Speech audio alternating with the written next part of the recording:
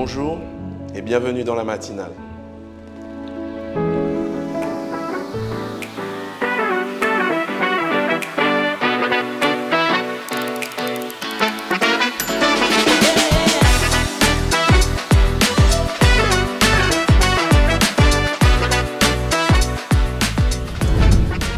Le titre de la matinale ce matin, c'est « Depuis quand ça a du sens ?»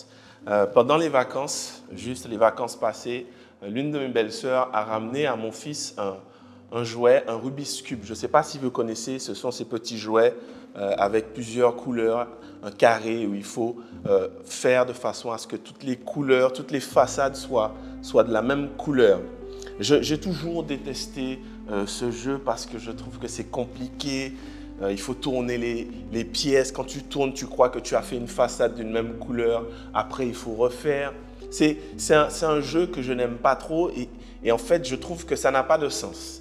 Parce que tu pars dans une direction, tu tournes dans une direction pour obtenir quelque chose et au final, il te faut faire, il faut déconstruire pour reconstruire.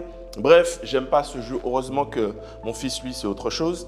Mais en tout cas, je crois savoir qu'il y a une technique, je crois même qu'on parle d'algorithme pour trouver les façades. Mais si on ne connaît pas ça, on a l'impression que ça n'a pas de sens. Pourquoi je vous parle de ça ce matin?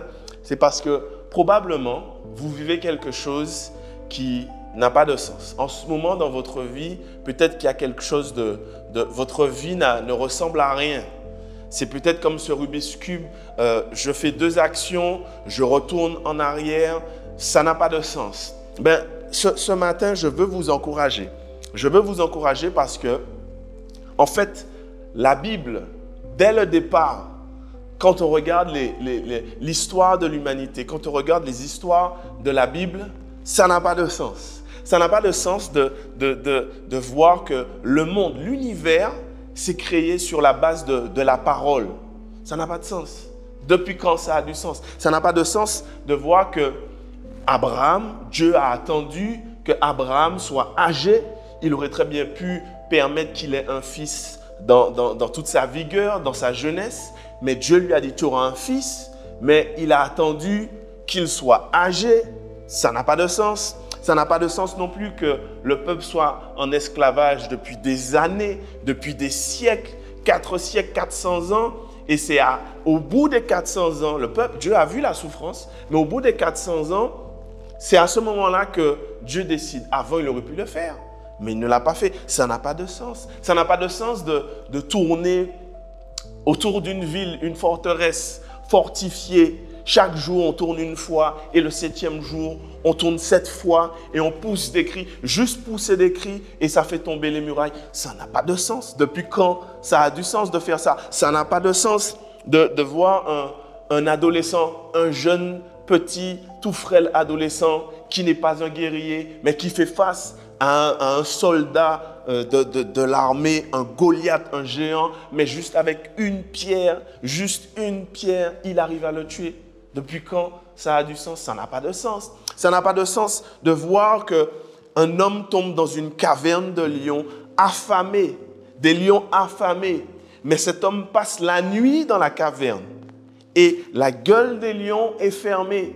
Depuis quand ça a du sens, ce genre de choses-là? Ça n'a pas de sens de voir non plus qu'un homme envoyé par Dieu tombe dans la mer et un poisson, au moment où il tombe dans l'eau, un poisson l'avale, un gros poisson l'avale et l'homme ne meurt pas.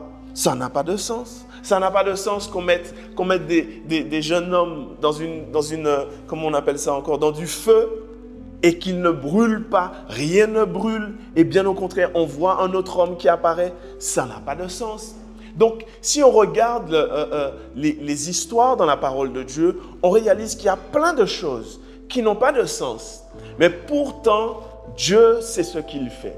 Le verset en question, je ne vous l'ai pas donné au début, mais le verset, c'est celui-là. On le connaît tous. Jérémie 29, 11. « Car je connais les projets que j'ai formés sur vous, dit l'Éternel, projets de paix et non de malheur, afin de vous donner un avenir et de l'espérance. » Ça n'a pas de sens, ce que vous vivez. Ce que tu vis là, ça n'a pas de sens. Mais Dieu a un projet de paix et non de malheur. Ta vie ressemble peut-être à un film d'action, à un thriller, j'espère pas une telenovelas, mais ta vie ressemble à quelque chose qui n'a pas de sens.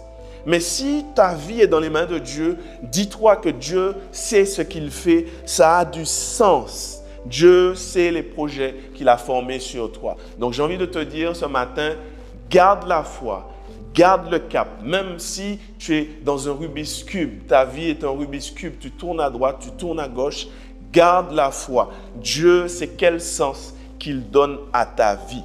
C'était ça l'encouragement de ce matin. Je te bénis, je t'encourage, je te fortifie et je veux prier avec toi. Père éternel, Dieu Tout-Puissant, Dieu trois fois saint, Dieu créateur des cieux et de la terre. Seigneur, lorsque nous regardons les histoires dans ta parole, les histoires bibliques, des histoires de l'Ancien Testament et même du Nouveau Testament, plusieurs choses n'ont pas de sens. Plusieurs choses on ne comprend pas ce qui se passe. Et je veux croire, Seigneur, que lorsque ces personnes vivaient ces moments-là, ils se disaient, ça n'a pas de sens. Mais toi, tu savais ce que tu faisais. Ce matin, je te prie pour que tu puisses fortifier le frère, la sœur, celui qui regarde et qui passe par quelque chose qui n'a pas de sens, une épreuve qui n'a pas de sens. Envoie justement ta grâce, envoie ta faveur, envoie ta bénédiction, envoie ta paix, afin qu'il puisse se dire, même si ça n'a pas de sens, l'Éternel connaît la fin de cette épreuve. Je bénis ton nom et je te remercie pour ce que tu fais pour mon frère, pour ce que tu fais pour ma sœur. Merci Seigneur pour le Dieu qui donne toujours du sens à ce qui n'a pas de sens. Sois béni, sois exalté, sois glorifié au nom de Jésus-Christ. Amen. Que le Seigneur te bénisse. Même si ça n'a pas de sens, Dieu saura donner un sens à tout cela. Que le Seigneur te bénisse. Je te dis à la semaine prochaine. Ciao, bye. Si cette méditation t'a touché et que tu souhaites accepter Jésus-Christ comme ton sauveur, répète après moi cette prière. Dieu, je sais que je suis un pécheur et je te demande pardon. Normalement, la conséquence de mes péchés et de mes mauvaises décisions, c'est la mort. Mais je crois que Jésus-Christ a pris ma place sur la croix. Il est mort et ressuscité pour le pardon de tous mes péchés. Aujourd'hui, j'accepte Jésus comme le Sauveur et le Seigneur de ma vie. Merci Jésus de faire de moi un enfant de Dieu.